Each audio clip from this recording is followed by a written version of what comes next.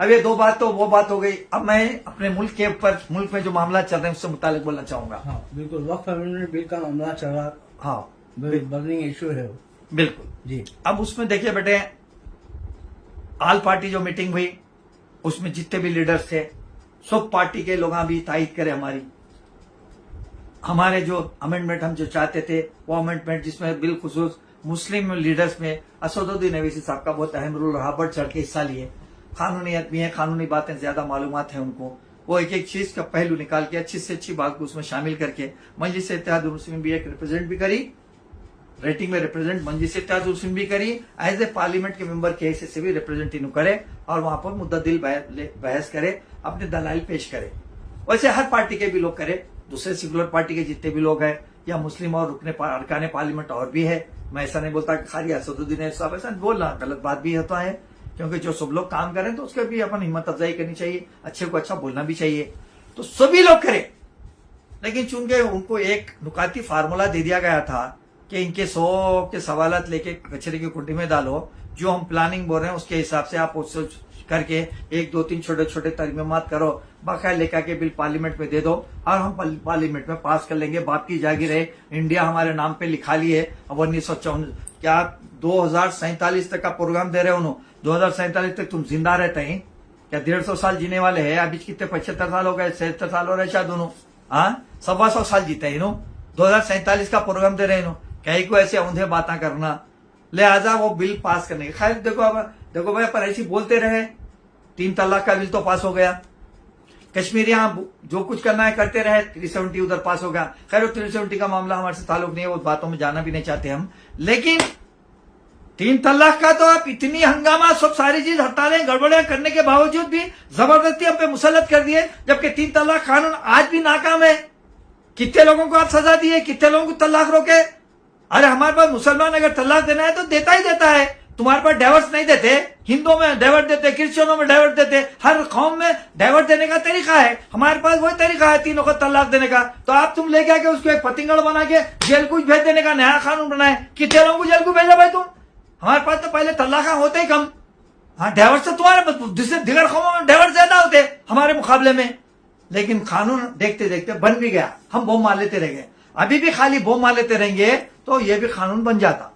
तो मेरी नजर में अब जिम्मेदारी किस पे आती भाई? पॉलिटिकल पार्टी तो सब मिलके एक जगह होके काम करना होता है कि नहीं होता की, लेकिन ये सब जनों को एक जगह करके अपनी जो ताकत है उसको इस्तेमाल करके अपन खुद सामने आके इस मसले को हल करना, तो तरीका ये है कि मुस्लिम पर्सनल लॉ बोर्ड मैदान में आना।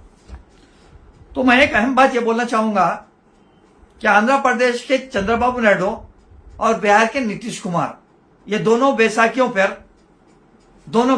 पर क्या हुकूमत चल रही। चंद्रबाबू नायडू भी मुसलमानों के वोट से अपनी हुकूमत बनाए, आइंदा भी मुसलमानों के वोट से ही जिंदा रह सकते सियासी तौर पर। उन्होंने अगर मुसलमान पलट के फिर वो जगन के पास चले गए तो इन्होंने बैगन पकड़ के चल जाते हैं चंद्रबाबू नायडू। तो चंद्रबाबू नायडू 2 घोड़ों की सवारी कर रहे, उन्होंने 2 किश्तियों की सवारी करी। तो मेरा कहना यह है कि असदुद्दीन अवैसी साहब तो बहुत अच्छी तरह से जानते हैं चंद्रबाबू नायडू को, चंद्रबाबू नायडू भी इनको जानते। एतमाद के दफ्तर के इनाग्रेशन में हमारे पास इफ्तार करने को भी चंद्रबाबू नायडू दारुसलाम आ चुके हैं और पूरी ताकत मालूम है मजलिस की। और चाहे तो तेलंगाना आंध्र प्रदेश में भी आके उनका तख्ता उलट सकती मजलिस, आके वहां भी पलटा सकती इनको। तो लिहाजा अब चंद्रबाबू नायडू और नीतीश कुमार से भैया पर्सनल लॉ बोर्ड का एक बड़ा वफ्द मुख्तलिफ लीडरों से मुलाकात करा। अब तो नाजुक मरहला है, अब जाके लास्ट वार्निंग दो उन लोगों को, बोलो भाई आप ये, अगर उनको हुकूमत को बोलो कि अगर ये तरमीमात जो लोग मुसलमान जो मिलके दिए हैं, मुस्लिम लीडर्स जो दिए हैं, मुस्लिम स्कॉलर्स दिए हैं, मुस्लिम रिलीजियस लीडर्स मिलके जो तरमीमात के लिए दिए हैं, उनको एज इट इज मान के आप ये बिल को बनाओ। अगर आप नहीं बनाएंगे तो हम हुकूमत से आपकी हमारी ताईद वापस ले लेंगे, ये धमकी दो। जो जने धमकी दिया तो हुकूमत गिर जाती। हुकूमत गिरने के डर से वो बिल्कुल लोग पार्लियामेंट में दोबारा पेश करते नहीं, पेंडिंग में तो भी पड़े रहता। आप जाके नफ्स उधर दबाओ, 2 जनों की नफ्स दबाओ, और अगर नहीं सुने लोग, बिल पास भी हो गया तो फिर नफ्स दबाए तो उनको हरा के बताएंगे। ये इरादा जाहिर करो, करके बताओ दुनिया को। जब तक नहीं बताए बात यही हो जाएगी, लफ्ज मेरा गलत है, बोलना नहीं चाहिए बरसराम, मैं मजबूर हूं बोलने के लिए, करता ना कराता नाड़ा खोल के डराता, ये वाली बात कर रहे हैं हम।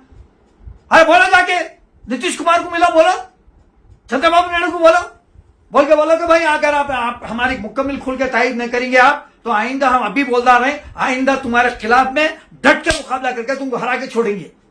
हमारा इलेक्शन बिहार का तो करीब है ना भाई, आंध्र प्रदेश को टाइम है बहुत, 4 साल है अभी, लेकिन इसका तो आइंदा साल है ना बिहार वाले का, तो क्यों नहीं कर सकते ये? फिर दूसरी पार्टियों को भी बोलो। अरे दूसरे पार्टियां भाई कौन है, मुलायम सिंह का बेटा अखिलेश यादव। अखिलेश यादव, बहनों ऐसा कर, अरे क्या, अरे दिया नहीं भाई, आप वार्निंग दो, पूरे मिलके ताकत बनाओ, ताकत बना के एक वक्त आके मुलाकात करो ना प्राइम मिनिस्टर से कि भाई आपका जो चेयरमैन बना है वो जेएसी कमेटी का, वो चेयरमैन बिल्कुल गलत किस्म का आदमी है, गलत रिपोर्ट बनाया, इसको रोको आप, नहीं तो हम पूरा एहतजाज करेंगे बोल के। पूरा सेकुलर राहुल गांधी, आप क्यों नहीं बोलते? आप बोलो हम एहतजाज करेंगे मुसलमानों के लिए, क्योंकि आप हिंदू मुसलमान सिख ईसाई सब बराबर है बोल रहे हैं, जाति जरगना बोल के क्या है वो बना रहे, पूरे सर्वे करा रहे, पूरी जात की ताकत देख रहे हैं। तो आप देख रहे हैं माइनॉरिटी की भी कितनी बड़ी ताकत है। फिर ये ताकत तो आपको होना जरूरी है, वो ताकत के बगैर तो कांग्रेस हुकूमत बना ही नहीं सकती इंडिया में, कोई रियासतों में भी नहीं बना सकती। लेकिन उसके बावजूद भी खाली बातों पर टला रहे हमको, क्या बोला तो सिकुलर है, सिकुलर है, सिकुलर है। अरे हम क्या करेंगे, खाली सिकुलर का पानी लेके सोने का पानी है बोल के पी ले तो प्यास बुझ जाती। प्यास पीने के लिए तो सादा पानी होना, घड़े का पानी हमको, वो पानी दिया तो हम पानी की प्यास बुझती, सोने का पानी पीने से नहीं बुझती हमारी प्यास। ये खाली दिला के रहेंगे तो नहीं चल रहा भाई। इनको दिला से दिलाने वालों को अपन वार्निंग देने के मौकूफ में आना, वार्निंग देने के मौकूफ में आने के लिए मुंसिफ पर्सनल लॉ बोर्ड फौरी आ जाए। हमारे खालिद सैफुल्लाह रहमानी साहब, आप हमारे हैदराबाद के ही है, आप मुंसिफ में बेहतरीन मजहबी मामला इतनी बेहतरीन रहनुमाई करते थे। मैं खुद आपके पूरे मज़ामीन पढ़ता था, आपके सवाल जवाब से मुतालिक मामला देखता था, समझे। अकायद को मैं देखने वाला नहीं हूँ, मैं दीन की जो अच्छी बात बोलता हूँ उनको फॉलो करता हूँ, आपको भी फॉलो करता था मैं। और आप एक ईमानदार, बहुत अच्छे बेहतरीन सदर है, और असदुद्दीन अवैसी साहब से तो आपके बेहतरीन अच्छे ताल्लुकात है, और कई लीडरों से आपके अच्छे ताल्लुकात है। तो मैं ये चाहता हूँ कि मुस्लिम पर्सनल लॉ बोर्ड पे एतबार है सारे इंडिया के लोगों का, सारी कोई से ही पार्टी का रहने दो उन्हें, लेकिन पर्सनल लॉ बोर्ड बोलते तो एतमाद है। अभी एतमाद का इदारा बना हुआ है सब मौजूदा हालत में। तो आप आगे बढ़ो, पर्सनल लॉ बोर्ड इसमें इन्वॉल्वमेंट हो, और असदुद्दीन अवैसी और ऐसे सरकर्दा जो लीडर्स है उनको जिम्मेदारियों में शामिल करो। एक कोर कमेटी बनाओ 5 लोगों की, वो कोर कमेटी में असदुद्दीन अवैसी को भी रखो, रख के पूरे लोगों को लेके एक वर्क बनाओ, बना के सारी पार्टियों को एक जगह करके चंद्रबाबू नायडू को वार्निंग दो और नीतीश कुमार को वार्निंग दो। और ये देने के अलावा पूरा वक्त मिलके प्राइम मिनिस्टर से और होम मिनिस्टर से मिलकर बात करो कि साहब ये अब हमारे साथ नाइंसाफी नहीं चलेगी। नाइंसाफी अगर करेंगे तो आप पहले आपका तहरीरी तौर पे मैं पर्सनल लॉ बोर्ड का एक लेटर भी पढ़ा था कि अगर ये बिल पास करेंगे तो हमको रोडों पे आना पड़ेगा बोल के बोले हैं आप ऑलरेडी बोले कि खाली बोलने से कुछ नहीं होता। इस्लाह माशरा के जलसों का ऐलान, ना इस्लाह माशरा के जलसे होते आपके, ना आपका कोई काम होता, ना कुछ होता।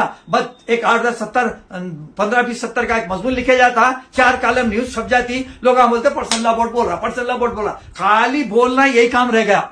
अब ये बोलने वाला मामला नहीं होता भाई, प्रैक्टिकल आना जरूरी है इस बिल को रोकने के लिए।